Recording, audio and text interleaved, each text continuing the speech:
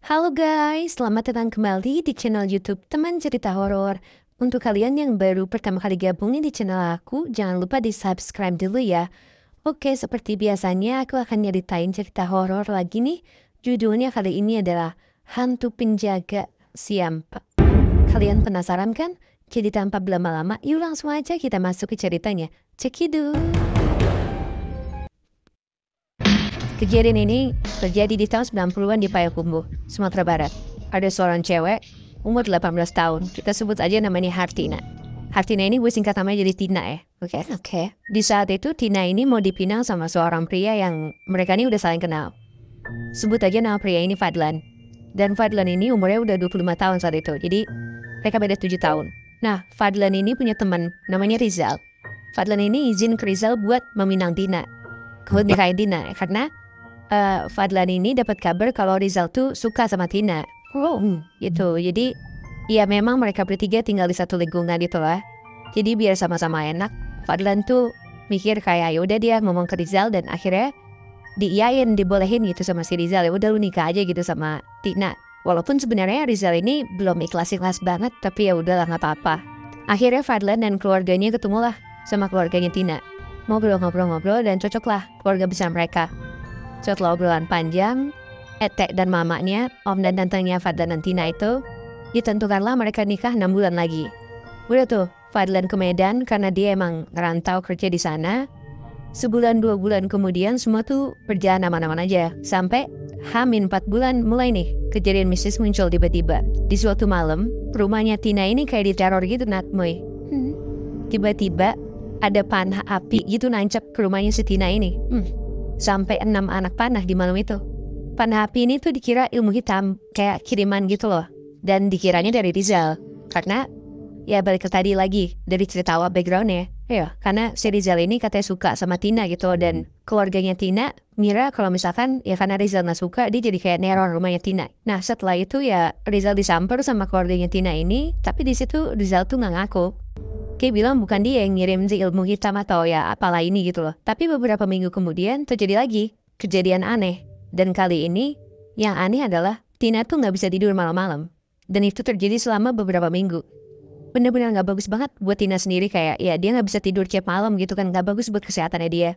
Dibawalah Tina ini ke Ustadz akhirnya sama keluarganya Tina. Ditanya ke Ustadz di kampung itu. Dan si Ustadz ini nyuruh lah buat Tina tuh baca Quran tiap malam. Dan itu dilakuin sama Tina dan keluarganya. Mereka baca Quran tiap malam di rumah. Hingga akhirnya sebulan kemudian berjalan, lama-lama Tina ini nggak bisa tidurnya itu cuma di malam Jumat aja. Berarti ya bisa dibilang cukup berhasil walaupun nggak sepenuhnya berhasil gitu ya. Tapi yang anehnya lagi, Tina ini di tiap malam Jumat itu pengennya beraktivitas aja gitu loh. Naik beras, kejahit, kayak aneh deh. Dan cuma tiap malam Jumat doang. Betul. Wow. Dan Tina kayak gitu selama 2 bulan terakhir. Tingkahnya tuh gak jelas gitu loh. Ya namanya orang desa juga ya. Mesti di tahun segitu juga masih mikir kalau misalkan ya ini tutup ulangnya Rizal. Kayak Tina tuh seakan-akan disantet jadi aneh gitu loh. Dimulai dari yang panah api tadi. Sampai yang Tina gak bisa tidur dan dia suka beraktivitas tiap malam Jumat itu. Kesannya kayak Tina ini diteror pakai ilmu hitam gitu loh. Cuman baik lagi Rizal tuh gak mau ngaku kalau ya bukan gua yang ngelakuin ini. Buktinya apa gitu loh. Siapa tahu emang bukan nih. Nah itu dia nanti masih jadi misteri. Singkat cerita berjalan ke Hamin 2 bulan acara pernikahan. Ada satu kejadian lagi. Di satu malam, Tina ini lagi tidur. Terus tiba-tiba, Tina ini dibangunin. Dan pas Tina bangun, Tina ini ngelihat kalau dia tuh udah dikelilingin sama semua orang di rumahnya itu. Tina bingung. Kayak ini kenapa rame-rame ada di sini gitu loh. Dan semuanya mukanya tuh ketakutan, bingung, panik ngeliatin si Tina ini. Ternyata setelah diceritain, kata orang rumahnya, Tina tuh di malam itu kayak sesak nafas. Dan kayak orang lagi dicekek gitu loh. Kedua tangannya Tina kaku, seluruh badannya juga telentang kaku. Bahunya kayak naik ke atas kayak orang dicekek gitu loh. Kayak lo kalau dicekek refleks, pakai bahu gitu ngerti gak sih? Nah tegang banget gitu badannya, lehernya juga kenceng banget. Kepalanya Tina ini ngedongak ke atas. Lidahnya bahkan sampai keluar, sampai bener-bener kayak orang udah mau mati gitu loh. Tapi matanya Tina merem, jadi kayak gimana ya, kayak dia tuh tidur tapi dicekek gitu loh. Terus abis itu Tina ini disadarin sama orang-orang rumahnya dia. Panik banget sampai akhirnya Tina kebangun. Jadi kayak Tina ini dicekek, tapi dia lagi tidur kayak kesurupan. Tapi balik lagi, Tina ini nggak ngerasa apa-apa gitu loh. Kayak orang-orang rumahnya dia ngelihat kalau Tina ini seakan-akan dicekek, tapi Tina nggak sadar kalau dia tuh lagi dicekek ya. Dia nyadar dia tidur aja guys. Dia nyadar dia tidur sampai akhirnya dia kebangun, dia bingung ya kenapa gitu loh. Udah tuh dari situ orang-orang rumahnya udah mulai tenang, udah pada balik tidur lagi, dan pagi harinya muncul luka lebam gitu di pergelangan kakinya Tina, di lutut, di lehernya dia, itu kayak ada luka cengkraman gitu loh. Ya. Dikonfront lagi tuh kejadian ini ke Rizal. Kayak Rizal suruh ngaku. Dan tapi balik lagi nggak mau juga gitu loh. Apa buktinya si Rizal ini ngelakuin hal itu ke Tina gitu loh. Si Rizal bilang, ya bukan dia yang ngirim-ngirim ilmu hitam, dia juga nggak ngerti santet-santetan gitu loh. Ya si Rizal bilang ya gue juga udah merelakan Fadlan buat nikahin Tina, ya nggak mungkin juga gue melakukan itu. Ya udahlah dari situ akhirnya si Tina ini dibawa lagi ke Ustadz, ditanya lagi lah ke Ustadznya, dan di situ Ustadznya nyuruh buat Tina dan keluarga ini banyak-banyak doa, lebih rajin lagi buat ngaji dan segala macam.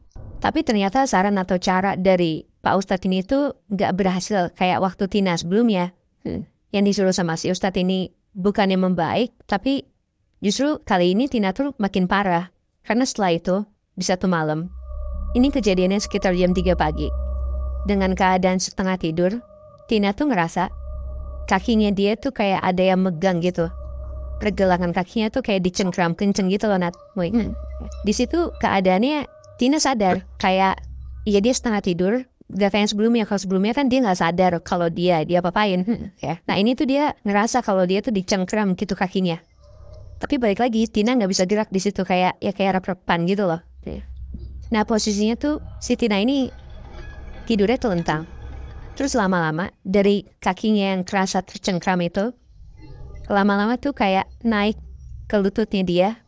Lututnya jadi dicengkram. Terus naik lagi ke pinggang. Berasa banget kayak ia megang badannya itu berasa kayak kuku tajam gitu loh. Tapi Tina nggak bisa gerak sama sekali. Dan Tina juga nggak bisa ngeliat. Nah, sampai akhirnya si makhluk ini tuh persis banget ke depan mukanya Tina. Tina ngeliat jelas banget berhadapan sama dia. Makhluk ini ada di atas dia. Muka dan badannya makhluk ini tuh hitam semua. Badannya gede banget, tangannya bener-bener panjang. Dan sosok ini nyekek Tina kenceng banget sampai Tina bener-bener sesak nafas. Sampai bola matanya Tina tuh putih semua. Dan gara-gara kayak gitu, adanya Tina yang tidur di sebelah dia, ya bangunin orang-orang rumah bener-bener panik banget. Panik ngeliatin Tina yang kayak gitu. Karena kayak Tina tuh kayak orang dicekek. Persis kayak yang sebelumnya. Tapi kali ini ya Tina ngerasain apa yang sebelumnya dia ngerasain gitu. Sekarang dia ngerasa kalau dia bener-bener cekek. Dan dia bener-bener sesak napas. Ya.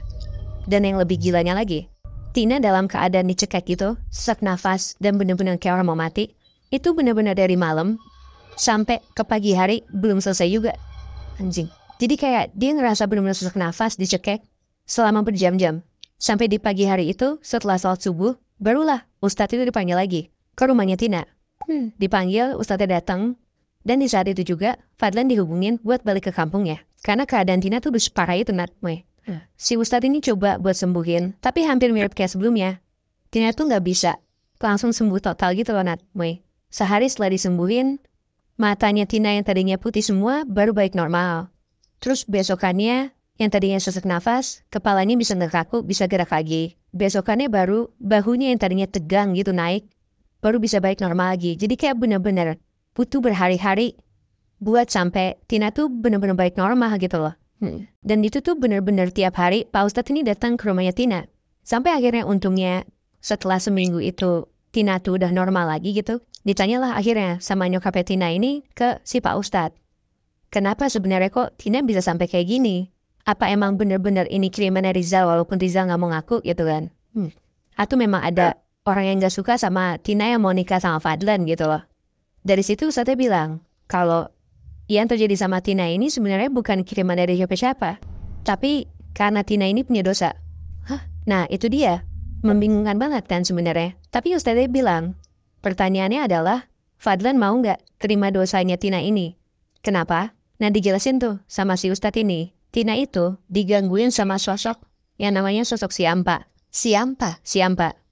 Nah, Siampa ini adalah penjaganya Fadlan. Jadi karena Siampa ini nggak suka sama Tina, Yang ternyata Tina itu udah gak suci. Gara-gara dulu Tina ini kesuciannya diambil sama Rizal.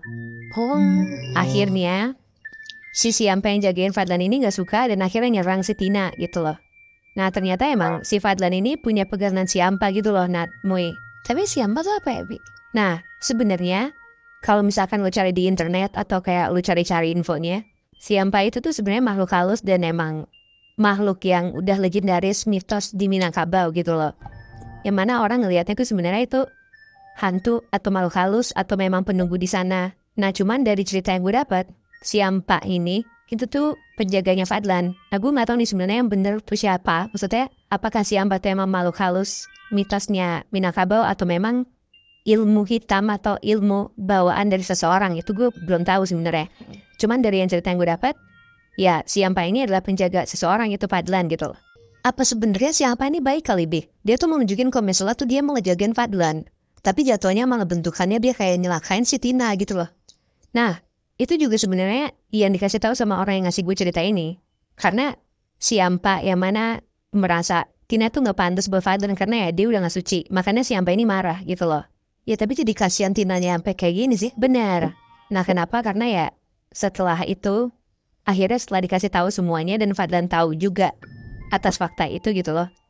Untungnya dari situ Fadlan tuh mau nerima si Tina ini. Karena ya Fadlan merasa ya dia udah cocok juga sama Tina. Gak apa-apa lah.